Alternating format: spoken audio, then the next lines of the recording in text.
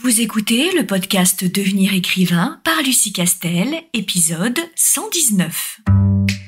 Bienvenue sur Devenir écrivain, le podcast pour démarrer et réussir votre carrière d'écrivain. Et maintenant, retrouvez votre animatrice Lucie Castel, autrice publiée à l'international, formatrice et conférencière. Bonjour et bienvenue dans ce nouvel épisode. Je suis ravie de vous retrouver ou de vous trouver si jamais vous découvrez cette chaîne de podcast. Je vous remercie de la confiance que vous nous faites. Et bien sûr, je remercie tous les auditeurs qui, petit à petit, d'épisode en épisode, font grossir la chaîne et aussi en parlent autour d'eux. Vous nous permettez de continuer à vous donner des conseils. Et alors justement, aujourd'hui, dans cet épisode, j'aimerais partager avec vous les astuces qui, pour moi, les techniques d'écriture qui, pour moi, sont particulièrement efficaces. En gros, mes techniques d'écriture préférées. Alors, je voudrais quand même préciser que il s'agit là de mon goût personnel, de ce que j'aime retrouver dans les romans, ce que je trouve particulièrement intéressant, intelligent, subtil, etc. On est bien d'accord que ces techniques-là que je vais vous partager, vous n'êtes pas obligé de les inclure dans vos romans, parce qu'il y en a évidemment bien d'autres. Ce sont en règle générale des astuces, des ressorts narratifs qui sont utilisés, mais pas toujours dans les romans. Et si je vous partage ce que je préfère, c'est dans le seul but de susciter chez vous la réflexion et de vous demander si effectivement vous aussi vous aimez retrouver ça dans les romans ou au contraire ça vous tape un peu sur les nerfs ou vous n'êtes pas particulièrement sensible à ces astuces-là. Et j'aimerais que du coup ça vous pousse à vous demander, lorsque vous lisez des romans, à vous demander ce que vous aimez comme trucs et astuces, comme effets narratifs, et pourquoi est-ce que vous les aimez, ces techniques narratives-là très précises. Et puis vous demandez, une fois que vous avez trouvé les raisons pour lesquelles ça vous touche particulièrement, vous demandez comment est-ce que vous, à votre niveau, dans votre roman, vous pouvez les intégrer. Puisque là, on est bien en train de parler de trucs et astuces de techniques d'écriture, et pas du tout de sujets ou de personnages que l'on repomperait ou que l'on copierait. Là, on est vraiment dans des techniques narratives. Donc, ça n'est pas parce que vous utilisez les mêmes techniques narratives et les mêmes astuces narratives que c'est une façon pour vous de pomper une histoire qui existe déjà. On n'est pas du tout sur ce registre-là. Mais il est toujours important de se demander pourquoi est-ce qu'on aime la narration, pourquoi est-ce qu'on aime les astuces narratives, les motifs narratifs de telle ou telle œuvre. Parce que lorsqu'on répond à cette question, c'est une façon de se trouver en tant qu'auteur et de trouver ce qui nous plaît comme montage artistique, ce qui nous plaît comme astuce ou comme angle d'attaque d'une narration. Et petit à petit, ça nous permet de construire notre goût et de construire notre culture narrative. Un petit peu comme lorsque un peintre ou un dessinateur se demande pourquoi est-ce qu'il aime telle ou telle œuvre, et il se rend compte que, par exemple, il aime l'utilisation de telle ou telle couleur combinée à telle autre couleur, qu'il aime tel ou tel motif qui reviendrait, etc. Et petit à petit, il va se les approprier. Et petit à petit, en délimitant son goût personnel, il va nécessairement délimiter les contours alors pas sa plume évidemment, mais de son coup de pinceau ou de son style visuel. Mais nous, effectivement, ce sera la plume. Donc, je partage avec vous mes astuces narratives préférées et je vais vous expliquer pourquoi est-ce que moi je les aime, qu'est-ce que ça me provoque en tant que lectrice évidemment, et je vous encourage, à vous demander si effectivement ce type de technique, ce type d'astuce, ça vous plaît ou au contraire, ça ne vous plaît pas ou vous n'y êtes pas du tout sensible, pour élargir le débat et pour vous inviter, vous, à faire une petite liste de toutes les astuces ou techniques narratives qui, à tous les coups, font mouche et à tous les coups, vous séduit lorsque vous lisez un roman. Alors, sans plus attendre, la première avec laquelle je vais commencer et que je vais vous partager, c'est l'astuce du quiproquo, qui peut être utilisé particulièrement dans les polars, parce que je suis une grande lectrice de polars, mais qui peut aussi être utilisé dans tous les autres genres, même dans le non-genre de Blanche, bien entendu. Donc le quiproquo, c'est quoi ? Eh bien, c'est que on a affaire, lorsqu'on commence à lire un roman, on croit avoir affaire à un type d'histoire, par exemple une histoire d'amour qui est en train de se créer, ou une relation de voisinage, ou une histoire de famille qui est en train de se jouer devant nous. On assiste à un enterrement d'un membre de la famille, ou à une rencontre entre deux frères qui ne se sont pas vus depuis des années, ou si on est dans le thriller, à un mystère qui se déroule devant nous. Voilà. On commence à lire le roman et on identifie le type de scène face à laquelle on est en train de se trouver. N'importe quelle scène, peu importe, l'héroïne qui perd son travail, le héros qui décide de changer de travail ou de renouer avec son père, peu importe. Bref, on comprend qu'on a affaire à une scène. Et puis, petit à petit, il y a quelque chose qui dérape, d'abord doucement, d'abord de façon très timide, et puis petit à petit, ça dérape de plus en plus, et alors là, on se rend compte qu'en réalité, on a affaire à une scène ou à une histoire complètement différente de celle qu'on pensait lire au tout début du roman. Et ça, c'est ce qu'on appelle l'effet quiproquo. Alors, je cite beaucoup cet auteur-là parce que, comme c'est un très grand technicien narratif, évidemment, il est particulièrement doué dans cet exercice-là, mais je vous cite souvent l'auteur qui est l'auteur japonais Ishigano, et notamment avec La maison où je suis mort autrefois, mais pas uniquement. On a aussi son autre roman qui s'appelle Le dévouement du suspect X, et qui fonctionne exactement avec cette technique narrative, cette astuce narrative, qui consiste à installer un quiproquo avec le lecteur.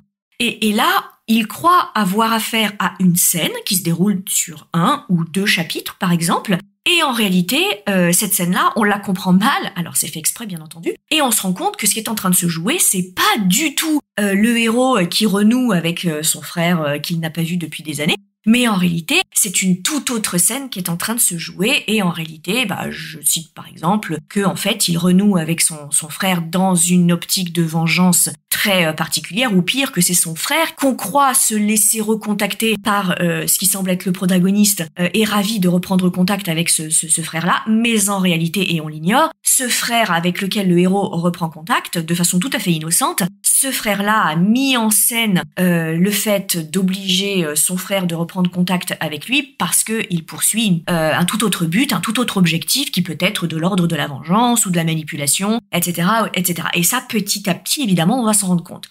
Donc moi, cette astuce narrative, je l'aime beaucoup parce que quand elle est bien faite, alors le problème c'est qu'elle est très casse-gueule.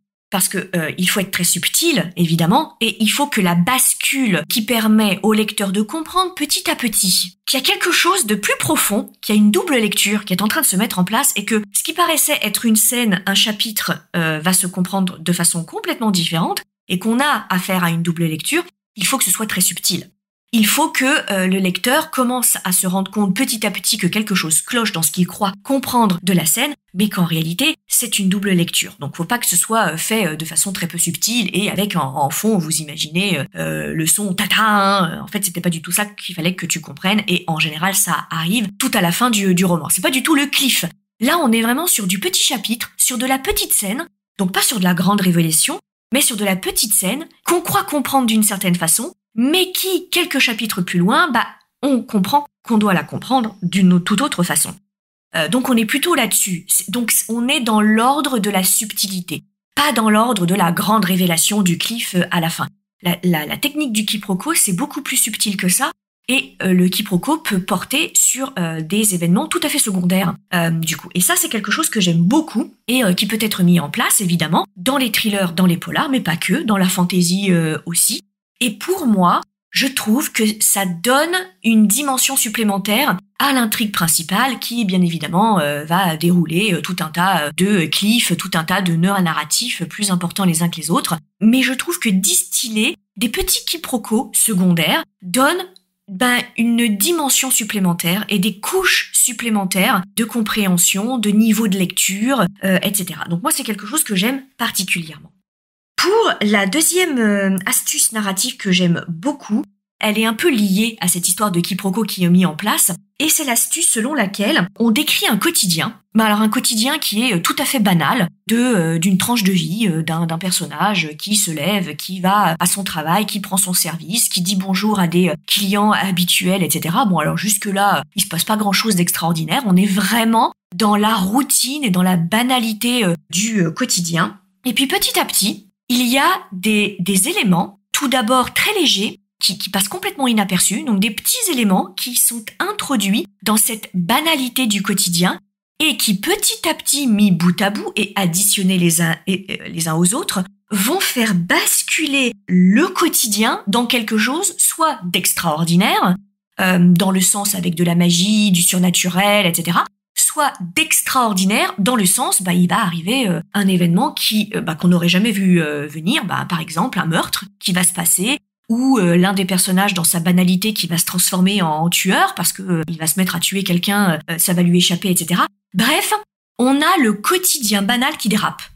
Et on démarre vraiment dans un quotidien qui ne laisserait absolument pas supposer l'introduction d'un élément extraordinaire, que ce soit en fantastique, en fantasy, ou que ce soit simplement dans le côté, il va arriver au héros quelque chose qu'il ne pouvait pas prévoir et qui fait complètement basculer la narration dans quelque chose de vraiment complètement surprenant et inattendu. Et c'est ça qui fonctionne très très bien. Là aussi, je renvoie au dévouement du suspect X, qui est exactement ça. On démarre avec un quotidien de l'héroïne, mais d'une banalité, alors qui est très bien écrite. Mais alors on se demande un petit peu à quel type d'histoire on a affaire. Et puis petit à petit, ça bascule complètement dans l'extraordinaire. Alors dans le cas du dévouement du suspect X, il y a rien à voir avec du fantastique, du surnaturel, rien du tout. C'est une tranche de vie qui bascule dans l'extraordinaire, à savoir que l'héroïne tue quelqu'un vraiment sans le faire exprès, pour le coup. Alors après, ça va se complexifier de plus en plus, on va se rendre compte qu'il y a encore plus de double, triple lecture suite à ça. Mais alors on s'y attend pas du tout parce que le début est écrit comme une blanche, une tranche de vie d'une personne qu'on va suivre et dans l'univers duquel on plonge. Alors son univers est d'une banalité sans fond, ça pourrait être notre vie, ça pourrait être la vie du voisin, voilà. Et à un moment, les circonstances, elles aussi complètement banales, vont faire que un élément extraordinaire va se produire. Moi, j'aime beaucoup ce type d'astuce narrative qui, je trouve, est beaucoup plus puissant que lorsque, dès le départ, on a déjà un contexte extraordinaire qui nous tombe sur le coin de la figure et qu'on démarre directement par un meurtre, comme j'ai pu le faire d'ailleurs dans J'agonise fort bien, merci. Moi, j'ai pris le parti de démarrer avec un phénomène extraordinaire qui se produit immédiatement dans les premières pages et après, je décris l'impact que ça peut avoir sur une banalité et sur un quotidien de héros qui va se transformer. Moi, je trouve très intéressant les auteurs qui prennent le risque de démarrer par de la banalité. Parce que c'est évidemment plus difficile de capter l'attention du lecteur lorsqu'on démarre avec de la banalité. Et là où les auteurs sont très forts, ce type d'auteur est très fort, c'est quand il réussit quand même à accrocher le lecteur avec une scène de l'ordre de la routine quotidienne, mais de la banalité la plus ennuyeuse possible et la plus répétitive possible. Et que petit à petit, il y a une bascule qui se fait dans l'extraordinaire qu'on n'a pas du tout vu venir. Et je trouve c'est particulièrement futé, particulièrement intelligent et remarquable comme technique, alors que bien évidemment, c'est beaucoup plus facile lorsqu'on démarre par un événement grandiose, extraordinaire, etc., qui fonctionne très bien aussi. Moi, je l'utilise dans mes polars. Mais j'aime particulièrement lire ce type de quotidien qui bascule dans l'extraordinaire, quel que soit cet extraordinaire. Autre astuce narrative que moi j'aime beaucoup et qui peut-être va te parler, c'est l'atmosphère connotée. Moi, j'aime les auteurs qui ont une plume, et alors au-delà de la plume, parce que c'est pas tant une question de style qu'une question d'ambiance qu'on installe. Si j'avais à le comparer à un cinéaste, je citerais très volontiers Tim Burton ou Michael Mann. Ce genre de cinéaste-là qui installe avec la photographie, l'image, la façon de filmer les scènes. Je pense aussi à Nolan, que j'aime beaucoup moins, mais qui fait référence à ces cinéastes. On regarde 30 secondes de l'image, on coupe le son, on n'a même pas besoin d'avoir le son. On sait que c'est un Nolan, on sait que c'est un Michael Mann, on sait que c'est un Tim Burton. Et en fait, moi j'aime les romanciers qui installent des ambiances qui sont très connotées. Alors évidemment, je peux citer Gaiman, Pratchett, qui sont sur ce registre-là. Alors c'est pas tant leur plume, évidemment que leur plume est utilisée pour installer l'ambiance, mais c'est pas tant le style, c'est pas tant les métaphores, la manière dont ils amènent les dialogues, la manière dont ils placent les mots, le vocabulaire qu'ils emploient, c'est pas tant ça. C'est plus l'ambiance qui est distillée au sein de leur roman. Moi j'aime beaucoup les auteurs qui installent une ambiance très visuelle et qui me font plonger immédiatement dans une ambiance très spécifique. Mais c'est mon goût personnel, je sais que en discutant avec d'autres auteurs, eux, ils me disent que c'est l'inverse, ils aiment bien que le style de l'auteur passe complètement inaperçu et s'efface au profit de l'histoire, au profit de la puissance des personnages, de leurs échanges, de la puissance de l'intrigue, etc. Ce que je peux tout à fait entendre, mais j'avoue que moi j'aime bien les ambiances très connotées des auteurs. Et alors, ce qui m'est complètement personnel.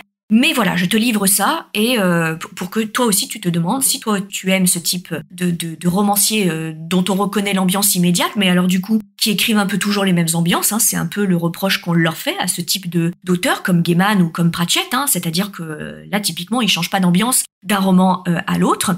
Ou au contraire, tu préfères plutôt des auteurs dont le style s'efface au profit de la puissance de leur intrigue et de leur narration. Autre technique, autre astuce narrative que j'aime beaucoup, mais qui découle de cette ambiance qui est caractéristique du roman, j'aime bien les contradictions. J'aime bien le mélange des concepts de beauté et des concepts de laideur. J'aime le mélange des contradictions. Que l'on fasse passer quelque chose qui normalement serait de l'ordre de la laideur, ou qui pourrait choquer, ou qui ne serait pas attractif, et de le rendre attractif. Mais parce que je suis une très grande fan de Tim Burton. Et donc moi j'aime cette esthétique gothique qui consiste à faire passer de la laideur un concept ou une description ou une esthétique qui renvoie à la laideur, mais s'arranger pour la rendre belle. Ça c'est typiquement les romans de type dreadpunk qui font passer la laideur pour de la beauté. C'est aussi ce qu'on appelle le corpse art que moi j'utilise souvent bien volontiers dans mes romans policiers, dans mes polars, parce que voilà, c'est quelque chose que j'aime bien, donc c'est quelque chose que je pratique et qui consiste à faire passer des choses qui ne sont pas glamour, a priori, qui ne font pas rêver, et d'essayer en tout cas de les rendre beaux. Et d'ailleurs, je l'ai fait dans un de mes derniers romans, qui est un feel-good, alors vraiment rien à voir avec un thriller ou un polar, et qui consiste à prendre des héros dont les parcours professionnels, dont les métiers ne font a priori pas rêver, parce qu'on a un croque-mort, on a un jardinier qui travaille dans les cimetières, on a voilà ce type de corps de métier qui a priori sont pas très glamour dans un feel-good, j'entends, ou dans une romance. Et d'essayer de les rendre attractifs. De la même façon, j'utilise des personnages qui ont des particularités physiques qui sont pas très attractives a priori dans un feel-good, j'entends, et dans une romance qui dispose de codes un peu spécifiques. Et j'essaye en tout cas de les rendre beaux et de les rendre attractifs et légers et esthétiques parce que je suis dans un feel-good, donc c'est ces codes-là que je mets en place. Donc je ne sais pas si ça fonctionnera parce que pour l'instant je viens juste de le terminer, donc je ne sais pas où il va atterrir et s'il sera publié. Mais en tout cas, c'est la démarche que j'essaye de mettre en place. Et enfin, dernière astuce narrative que j'aime beaucoup, alors qui peut être raccrochée à la thématique du quiproquo, mais cette astuce-là, elle renvoie spécifiquement aux personnages. J'aime bien être surprise par des personnages. Mais alors attention, être surprise subtilement. C'est-à-dire que j'ai face à moi des personnages qui sont suffisamment bien campés pour que je comprenne leur enjeu et que je comprenne leur schéma de comportement et leur caractère. Donc classiquement, un personnage bien réussi, avec le principe de réalité qui est bien tenu, donc un personnage crédible. Et puis, au bout d'un moment, me rendre compte, mais de façon subtile encore une fois, pas la grosse révélation qui ferait que le protagoniste en fait c'est l'antagoniste ou l'antagoniste en fait est super gentil, etc. Pas quelque chose d'aussi tiré par les cheveux et d'aussi caricatural parce que je déteste la caricature et en règle générale, je déteste ces gros cliffs qui sont souvent pour moi assez artificiels. J'aime bien la subtilité et par exemple, j'aime bien que un personnage qui se soit tenu tout au long du roman avec des réactions mesurées mais toujours dans le même sens, c'est-à-dire un personnage qui a des convictions et qui crée ses convictions, etc.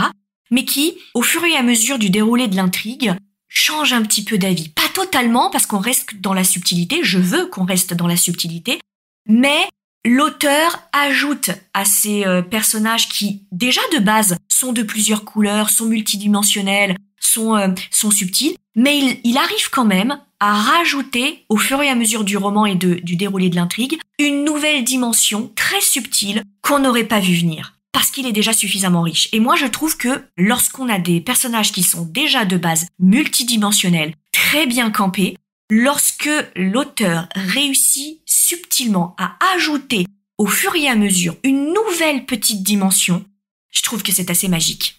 Mais ça doit rester très très subtil, on est bien d'accord. Et ces techniques-là, je trouve que c'est très très très très efficace. Donc voilà ce que je voulais aborder avec toi en termes d'astuces narratives. Alors je ne sais pas du tout si ces astuces narratives, si ces techniques narratives, elles te parlent, si tu les as déjà croisées, si elles font écho en toi à une lecture que tu as faite et qui te fait dire « Ah oui, effectivement, je remarque que dans telle ou telle lecture, j'ai repéré ce type de technique. Et si effectivement ça te parle, ou si au contraire, ce type d'astuce narrative te laisse complètement de marbre. En tout cas, quoi qu'il en soit, je t'encourage vraiment à te poser tout le temps cette question-là lorsque tu termines la lecture d'un roman qui t'a plu, de te demander ce qui t'a vraiment plu dans ce roman et de lister sur un papier pourquoi est-ce que ce roman t'a plu. Vraiment, ça va t'aider petit à petit à affiner tes techniques à toi et à affiner ton style. De la même façon, lorsque tu termines un roman qui t'a moyennement fait vibrer, de te demander qu'est-ce qu'il manquait à ce roman-là pour être un vrai coup de cœur. Qu'est-ce qu'il t'aurait manqué, qu'est-ce qu'il t'a manqué pour être un vrai coup de cœur et de l'écrire aussi sur un carnet petit à petit, parce que là aussi, ça va te permettre de construire petit à petit ton goût et donc de construire petit à petit ton style, ce qui me paraît intéressant. Et bien sûr, derrière ces astuces narratives, il y a de la technique. Et ça, je ne le dirai jamais assez. Et je t'encourage à te former ou à aller chercher l'information sur comment mettre en place le quiproquo dans un roman, comment mettre en place subtilement un quotidien qui dérape, c'est quoi la technique du quotidien qui dérape, de la double lecture ou de la triple lecture.